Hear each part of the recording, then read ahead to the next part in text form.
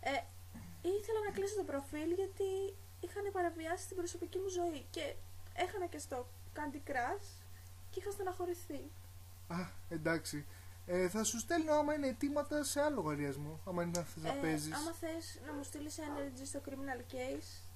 Criminal Case και εγώ ξέρεις που έχω φτάσει στη 18η πίστα. Είσαι πολύ καλός. Είναι πολύ εθιστικό, το ξέρω. Αλλά δεν μπορώ να σταματήσω. Έχω βρει πάρα πολλά. Γιατί δεν μπορείς? Εδώ το σταμάτησα εγώ. Δεν μπορείς εσύ? Σε παρακαλώ, σταμάτα το γιατί με έχεις περάσει. Και δεν μου αρέσει να χάνω. Εντάξει τότε, θα αρχίσω άλλο παιχνίδι. Είσαι τόσο καλός. Μπορείς να αρχίσεις Candy Crush που είμαι ήδη μπροστά και... δεν θα έχω πρόβλημα, αλήθεια. Για να με περάσεις θα το καταπιώ και δεν θα πω κουβέντα σε κανέναν. Σε έχω περάσει ήδη, αλλά δεν το έχω πει.